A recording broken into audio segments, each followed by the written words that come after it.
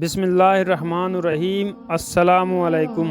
قوم عاد کی حالت کے بعد حضرت ہود علیہ السلام کے ساتھ جو لوگ محفوظ رہے انہی کی نسلوں کو قوم شمود کہتے ہیں۔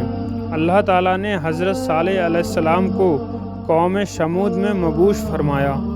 قوم عاد کی طرح شمود قوم بھی پہاڑوں کو کاٹ کر خوبصورت عمارت بنانے میں ماہر تھی۔ یہ ہنر انہیں وراثت میں قوم عاد سے ملا تھا۔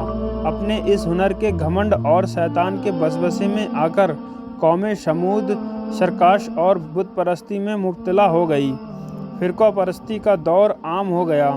تب اللہ تعالیٰ نے حضرت صالح علیہ السلام کو اس قوم کی طرف بھیجا۔ اللہ تعالیٰ نے قرآن مجید میں ارشاد فرمایا، اور تم یہ حالات یاد کرو کہ اللہ تبارک و تعالیٰ نے تم کو قوم عاد کے بعد جانشین بنایا اور تم کو زمین پر رہنے کا ٹھکانہ دیا کہ نرم زمین پر اپنا محل بناتے ہو اور پہاڑوں کو تراش تراش کر ان میں گھر بناتے ہو۔ سو اللہ تبارک تعالیٰ کی نعمتوں کو یاد کرو اور زمین میں فساد مت پھیلاؤ۔ نبوت ملنے سے پہلے بھی حضرت صالح علیہ السلام بہت علم والے تھے اور ایک اونچے گھرانے سے تھے۔ اپنے معاملات میں لوگ ان سے مشورے لیا کرتے تھے۔ جب حضرت صالح علیہ السلام نے اپنی قوم کو ایک اللہ پر ایمان لانے اور اس کے سوا کسی اور کی عبادت نہ کرنے کی دعوت دی تو ان کا ساتھ چھوڑ دیا اور ان کی بات ماننے سے صاف انکار کر دیا۔ ان کے انکار کے باوجود بھی عام مسلسل دعوت دیتے رہے اور ایک اللہ کی طرف بلاتے رہے۔ صرف چند غریب و کمزور لوگ ہی آپ پر ایمان لائے، باقی سب منکر ہوئے۔ حضرت صالح علیہ السلام سے قوم شمود کے سرداروں نے کہا، اگر تو سچا ہے تو کوئی معجزہ لے آ، لیکن وہ معجزہ ہماری مرضی کے مطابق ہو۔ اس صورت میں ہم ضرور ایمان لے آئیں گے۔ آپ ایسا کریں کہ پتھریلی چٹان سے ایک 10 ماہ کی حاملہ اونٹنی نکال لائیں، اس کا رنگ سرخ ہو۔ حضرت صالح علیہ السلام سے یہ مطالبہ کر کے وہ سردار لوگ الگ بیٹھ گئے اور مذاق اڑانے لگے۔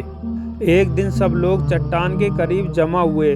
پھر حضرت صالح علیہ السلام نے اللہ تبارک و تعالیٰ سے دعا کی۔ زمین پر زلزلہ طری ہوا، ان کی آنکھوں کے سامنے چٹان پھٹی اور اس سے ویسی ہی اونٹنی نکلی جیسا کہ ان کا مطالبہ تھا۔ انہوں نے اپنی زندگی میں ایسی اونٹنی پہلے کبھی نہ دیکھی تھی۔ اس میں تمام صفات موجود تھیں جس کا ذکر ان لوگوں نے کیا تھا۔ پھر حضرت صالح علیہ السلام نے فرمایا، لوگو سن لو، ایک دن یہ اونٹنی پانی پیے گی اور ایک دن تم پیو گے۔ تم میں سے کوئی اسے تکلیف نہ پہنچائے، ورنہ اللہ تعالیٰ کا بدترین عذاب تم پر نازل ہوگا۔ قوم شمود کے سرداروں نے آپس میں مشورہ کیا، یہ اونٹنی ہمارا سارا پانی پی جاتی ہے اور ہمارے جانور اس سے خوفزدہ رہتے ہیں، تو کیوں نہ اس سے چھٹکارا پایا جائے۔ آخر انہوں نے ایک آدمی منتخب کیا جو بہت بدبخت تھا اور اس کا نام ادار تھا۔ اس کے ساتھ اس کا ایک اور ساتھی تھا۔ یہ دونوں اونٹنی کو قتل کرنے کے لیے تیار ہو گئے۔ ایک روز وہ بدبخت اونٹنی کے انتظار میں بیٹھے۔ روز کے معمول کے مطابق اونٹنی جب چٹان سے باہر نکلی تو اچانک وہ حملے کے لیے آگے بڑھے۔ ادار نے تیر سے اونٹنی کے ران میں مارا، جس سے اونٹنی کی ران کی ہڈی ٹوٹ گئی اور وہ نیچے گر گئی۔ پھر آگے بڑھ کر اونٹنی کی کوچیں کاٹ دیں، یعنی اسے مار ڈالا۔ اونٹنی کا ایک بچہ تھا، اس کو بھی اس بدبخت نے مار دیا۔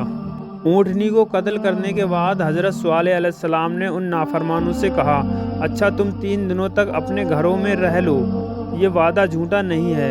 وہ حضرت صالح علیہ السلام کی باتوں کو رد کرتے ہوئے بولے کہ جن عذابوں کا تم ہم سے وعدہ کرتے ہو، اگر سچے ہو تو ہم پر نازل کر دو۔ پھر قوم کے سرداروں نے مشورہ کیا کہ آج رات حضرت صالح علیہ السلام کو بھی مار دیں گے۔ حضرت صالح علیہ السلام کا گھر پہاڑی پر تھا۔ یہ لوگ اوپر چڑھ ہی رہے تھے کہ زمین حرکت کرنے لگی۔ ایک چٹان لڑکتی ہوئی آئی اور ان کو پیس کر رکھ دیا۔ عذاب کا آغاز ہو چکا تھا۔ حضرت صالح علیہ السلام اپنے ساتھی کو لے کر اس بستی سے باہر نکل گئے۔ صبح ہوئی تو لوگوں نے دیکھا کہ ان کے چہرے زرد پڑ چکے تھے۔ سب رونے لگے کیونکہ عذاب کے آثار نظر آنے لگے تھے۔ دوسرے دن ان کے چہرے آگ کی طرح سرخ ہو گئے اور تیسرے دن ان کے چہرے کالے سیاہ ہو گئے۔ پھر زمین حرکت کرنے لگی اور وہ لوگ اپنے گھروں میں اوندے پڑے رہ گئے اور آسمان سے غضبناک چیخیں آنے لگیں جس سے ان کے بھیجے پھٹ گئے۔ ایک ہی لمحے میں سب کے سب ڈھیر ہو گئے۔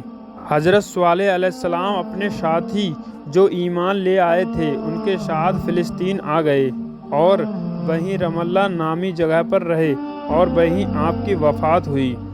تو میرے پیارے ساتھیوں، ہم امید کرتے ہیں کہ یہ ویڈیو آپ کو ضرور پسند آئی ہوگی، تو ویڈیو کو ایک لائک کر کے اور چینل کو سبسکرائب کر دیں۔ انشاءاللہ ہم آپ کے لیے ایسی ہی ویڈیو لاتے رہیں گے۔ تو ملتے ہیں اگلی ویڈیو میں۔ اللہ حافظ۔